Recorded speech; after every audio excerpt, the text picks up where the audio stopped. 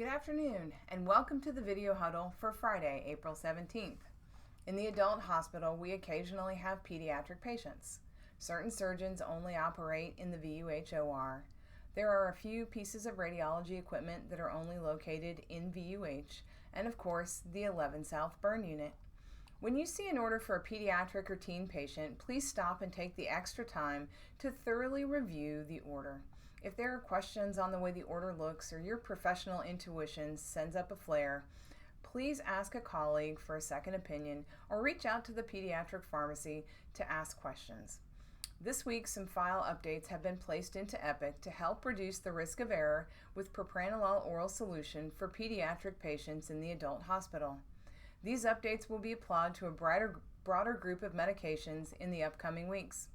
Please thank Henry Lim from Health IT and Kevin Scharfman for their work to improve the file work in Epic. The landscape of our response to COVID has changed as the disease has spread through Middle Tennessee. We've seen social distancing work to help limit the spread across the region. Vanderbilt has made plans to take care of the potential surge of patients. This includes rescheduling elective surgeries, moving in-person clinic visits to telemedicine, and keeping patient care units open to increase flexibility for the COVID response. We can all feel the volume of work is down.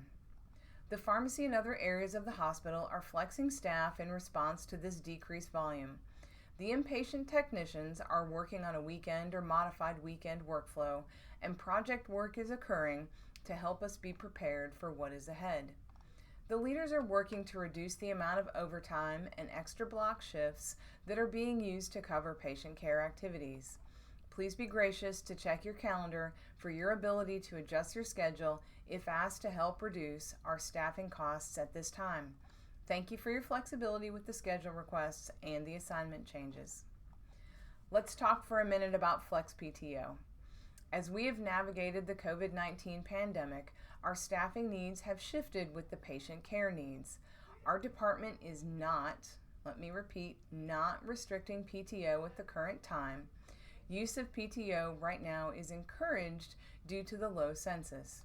If canceling PTO in order to roll it into the sick bank, you must work with your leader to set up assignments for these requested days.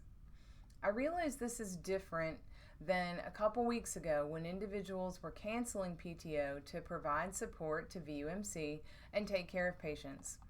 If you are in that group, please contact your direct supervisor so that we can work with you to develop an individualized plan for your PTO use. We ask that you work with us to take PTO prior to June 30th in a manner that benefits you and VUMC. We are open to non-traditional strategies, such as taking partial workdays when full days are not feasible.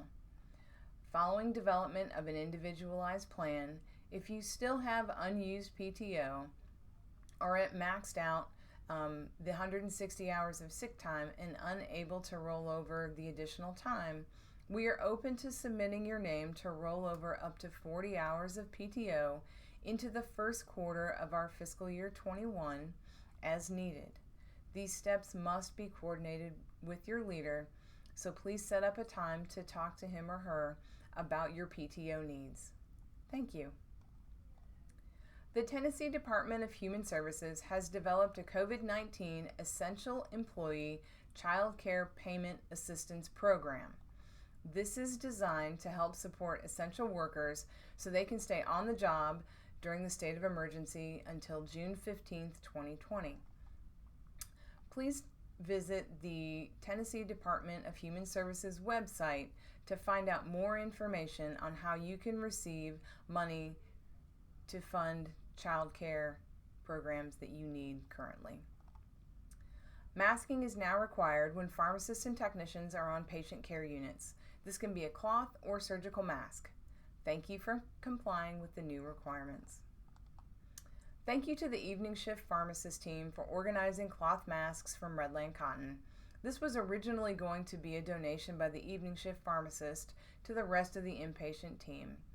But the owners of Redland Cotton, Anna and Nick Brakefield, overwhelmed us with a generous donation of 200 high-quality cotton masks donated to the inpatient pharmacy team. Thank you very much. Live stream town halls will start next week on April 21st from 3:30 to 4:30 and April 22nd from 1 to 2. The link will be sent for each session to allow you to view the virtual town halls. Night shift town halls will be held starting at 8 p.m. on April 23rd. We will set up each session to be appropriate for social distancing. Thank you for a great week. I appreciate all that you do to take care of the patients that are currently in our hospital. This concludes the video huddle for Friday, April 17th.